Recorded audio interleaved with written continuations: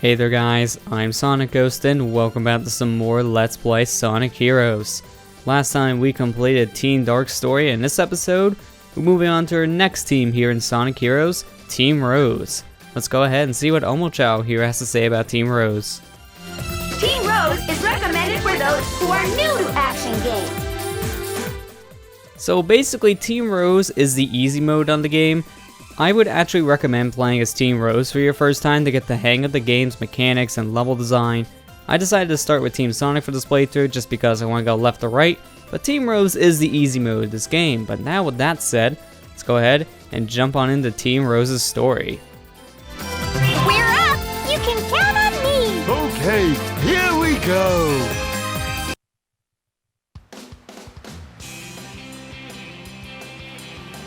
I wonder where Sonic is. Oh no!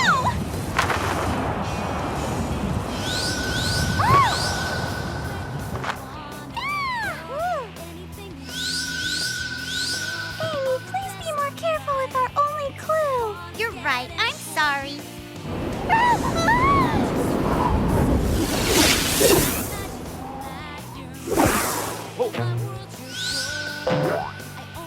Nice catch, Big.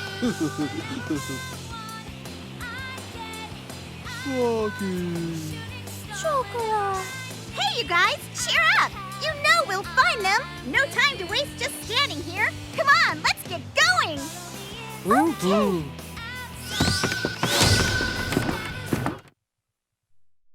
So jumping right into Team Rose's story here, we played the tutorial level. Now, I have a separate video of this, it's unlisted, but it's in the playlist for Sonic Heroes. So if you want to see this level, there's a video just dedicated to this level alone.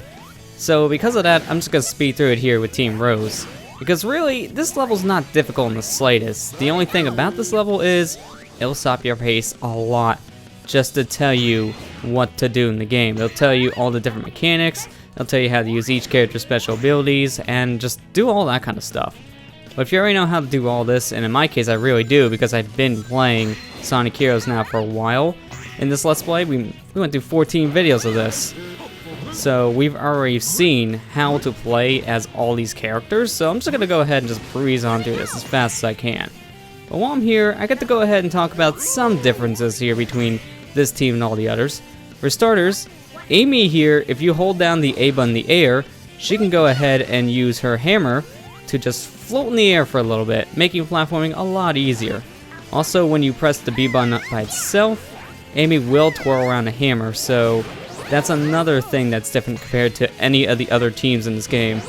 Amy here can do other things that some teammates can't do in both Sonic and Shadow's case. By just pressing the A button, they just did a kick. And Espio doesn't have a hammer attack or a kick, he has something different. We'll get to Espio when we get to Team Chaotix. For now, we'll just have to go ahead and focus on our teammates here.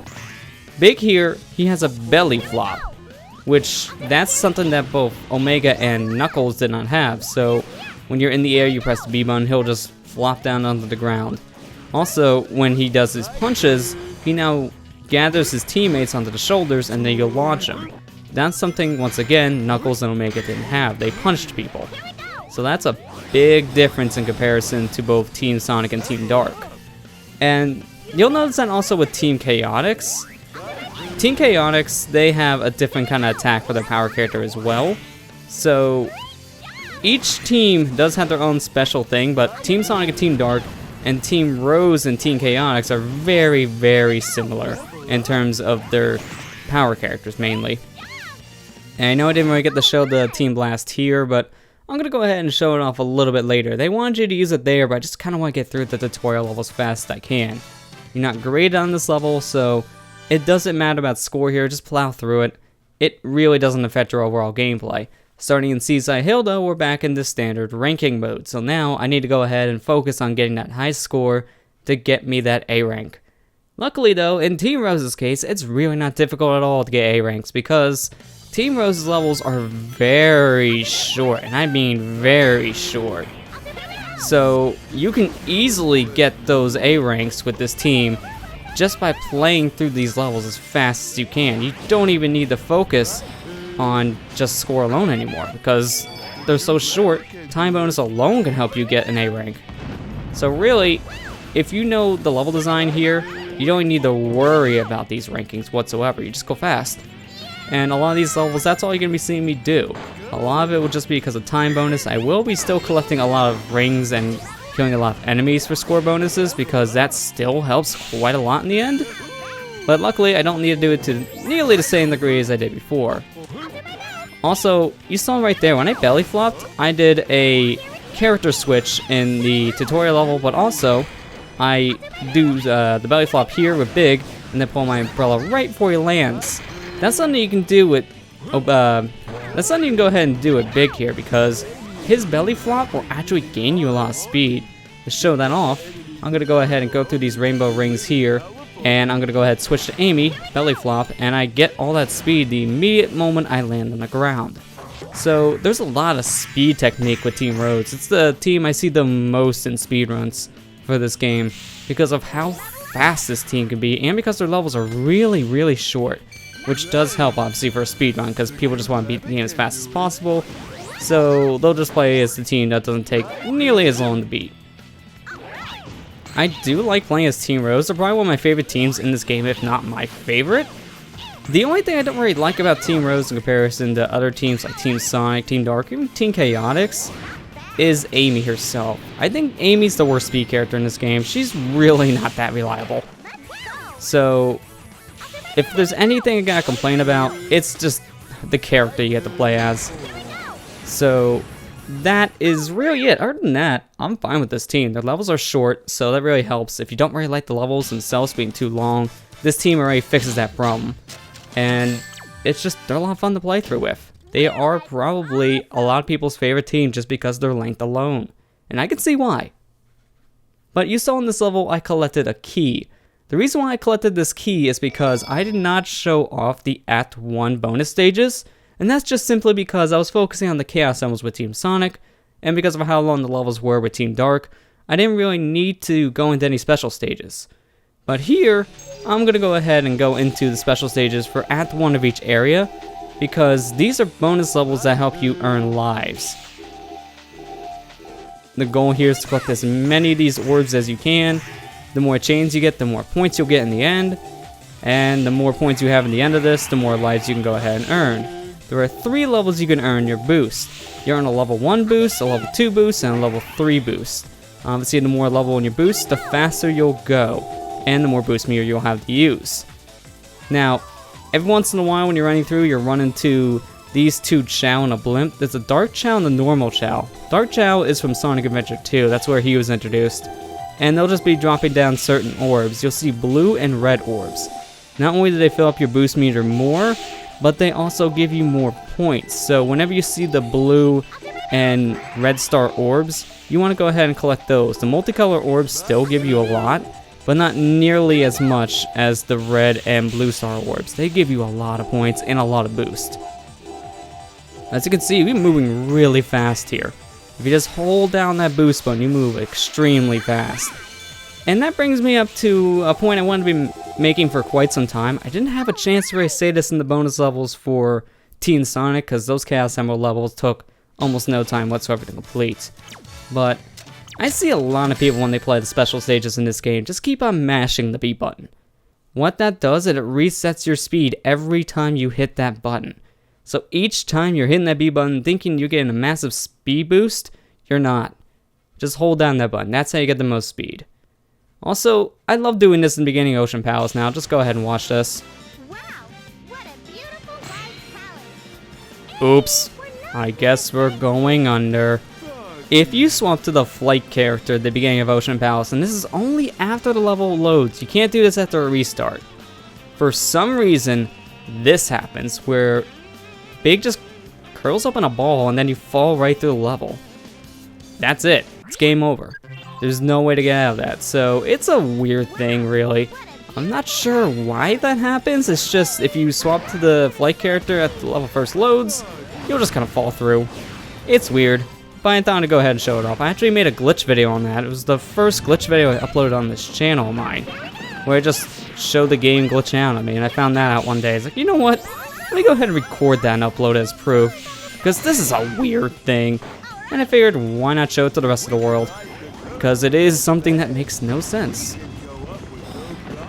Alright, let's go ahead and kill that guy, get through there. Belly flop my way to victory. You can go ahead and belly flop through these doors as well and go really fast through those. It's really hard for me to do that. Now I want to go ahead and swap to the flight character here because I want to make that jump. You could actually fly up to the next platform by doing that. I just decided not to do it, just because I wanted to go ahead and just make it through here. Now, one thing I need to mention here is Amy cannot stick to walls. As you can see, I'm just going to the wall and I'm hitting it. So you can't really do any triangle jumps here with your speed character with Team Rose. It just can't. Amy cannot stick to walls for some reason, but all the other speed characters in this game can. Sonic, Shadow, SPO, they can all stick. Amy, for some reason, forgot that lesson, I'm guessing, in the game, so she never learned it. So that's why they also gave Amy that spinning hammer jump, because it's trying to make up for the fact that she can't stick to walls. It's still a weird thing they omitted, but it is a thing they omitted nonetheless, so keep that in mind when you get to those certain areas where you think you can wall jump. In reality, you can't, because that ability is now gone. I'm almost done here with this level, and let's just go ahead and get my speed back, because I don't know how I lost after hitting that wall. That normally does not happen.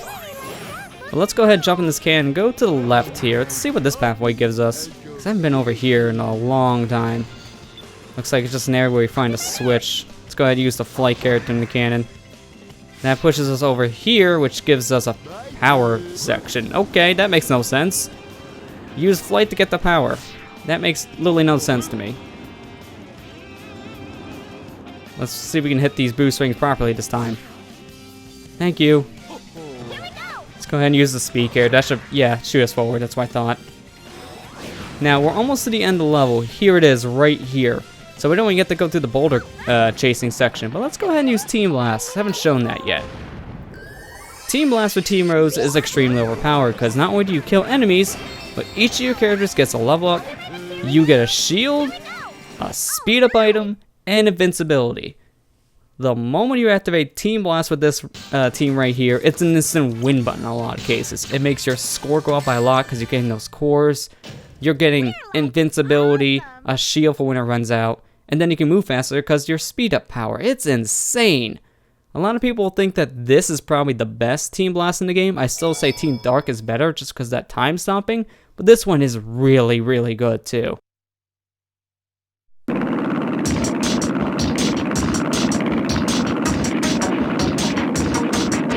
So you're the ones who are playing games with my army. Dr. Eggman! You little brats, I'll show you a thing or two. So now Eggman is trying to beat up the youngest member in this game, which I didn't mention that, but Cream is 6 years old in this game. Tails is 8, and Cream is 6. He is super young. It's insane. Also, this is all you gotta do to beat the Egg Hawk. It's insane. But yeah, Eggman decides to beat these ones up, and they're the most innocent team because they're not really doing much to Eggman.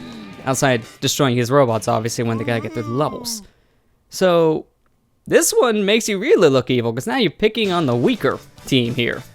You're picking on the little girl, the teenage girl, and a big cat that was voiced by Duke Nukem. Huge birdie. But now, with that comment said, I'm gonna go ahead and end it here. Next time on Let's Play Sonic Heroes, we'll continuing on here with Team Rose entering Grand Metropolis. I'll see you guys next time.